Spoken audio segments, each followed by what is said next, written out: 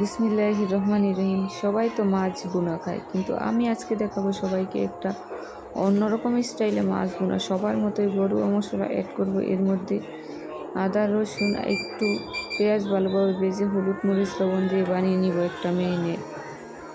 সবাইকে খাইয়ে যদি তৃপ্তি পায় সবাই আমাকে ভালো বলবে, হয়তো ভালো না বললেও মুখে অন্তত একটা শান্তি পাবে।